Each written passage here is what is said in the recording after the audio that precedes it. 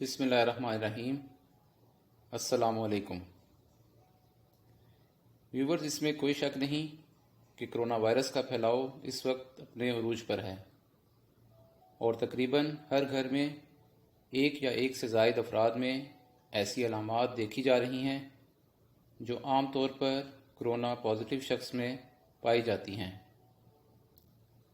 جس سے ہر شخص تشویش میں مبتلا ہے اور ہر ذہن میں یہی سوال پیدا ہو رہا ہے کہ اس صورتحال کا مقابلہ کیسے کیا جائے اور وہ کون سے ضروری اقدامات ہیں جو اس موقع پر اٹھائے جانے چاہیے۔ ویورز، اس ویڈیو میں آپ کو تفصیل سے بتاؤں گا کہ وہ کون سی علامات ہیں جو اگر کسی شخص میں پائی جائیں تو اسے فوراً ہوم آئسولیشن یعنی گھر میں ایک مخصوص جگہ تک خود کو محدود کر لینا چاہیے، اور اس دوران اس کی دیکھ بھال کے لیے گھر کے باقی افراد کو کون سی ضروری احتیاطی تدابیر اختیار کرنی چاہیے۔ ان اہم معلومات سے پوری طرح آگاہی حاصل کرنے کے لیے اس ویڈیو کو آخر تک ضرور دیکھیں۔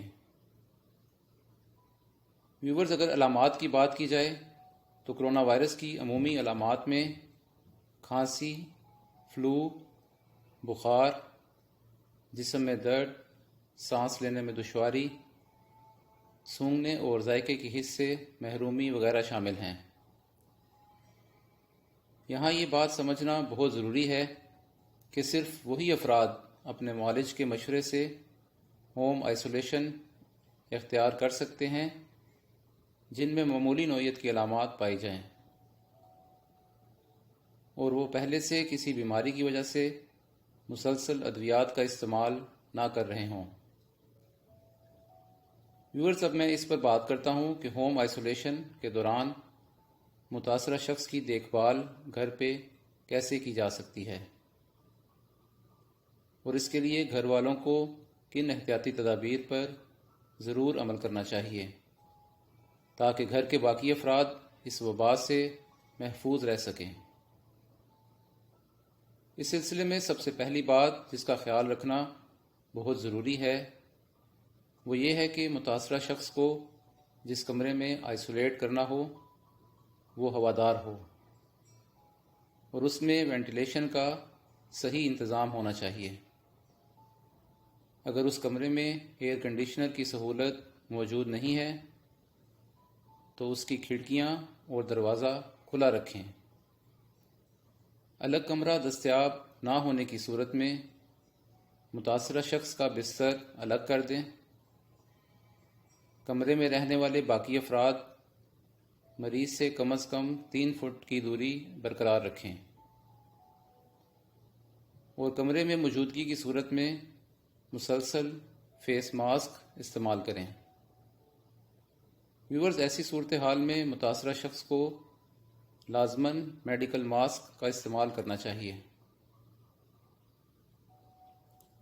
مریض کی دیکھ بھال کے لیے گھر کا صرف ایک ہی فرد متعین ہونا چاہیے اور وہ شخص بھی صرف ضرورت کے تحت ہی مریض کے قریب جائے اور قریب جاتے ہوئے فیس ماسک اور گلوز کا لازمی استعمال کریں۔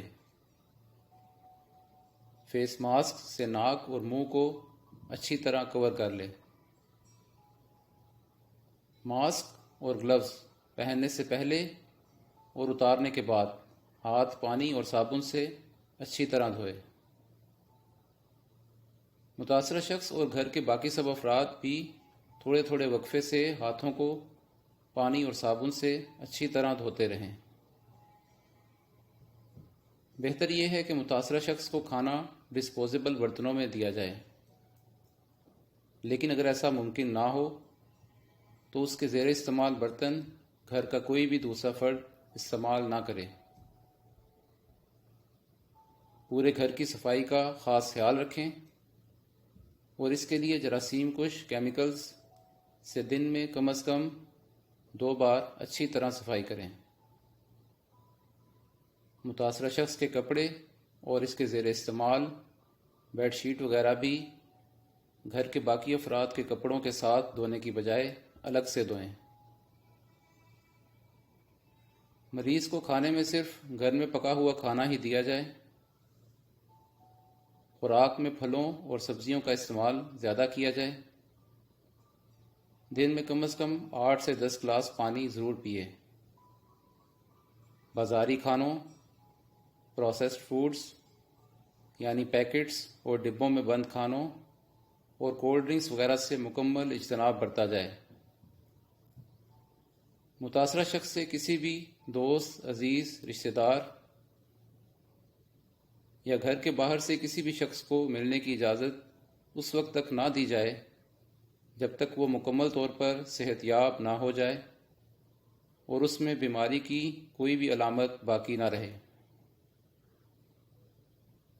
معالج کے ساتھ مسلسل رابطے میں رہیں اور متاثرہ شخص کی صحت سے متعلق اسے آگاہ رکھا جائے اور معالج کی تجویز کردہ ادویات مقررہ اوقات میں باقاعدگی سے دی جائیں۔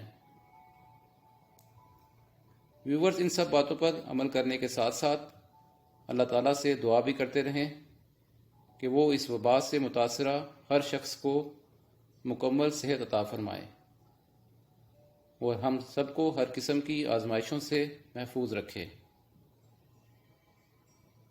اگر آپ کو میری یہ ویڈیو پسند آئی ہے تو اسے لائک اور شیئر ضرور کریں، اور اگر آپ نے ابھی تک میرے چینل کو سبسکرائب نہیں کیا تو اسے سبسکرائب کریں اور بیل آئیکن کو بھی پریس کر دیں تاکہ میری آنے والی ہر ویڈیو کا نوٹیفیکیشن آپ کو فوری طور پر مل سکے۔ اپنا بہت خیال رکھیے گا۔ اللہ حافظ۔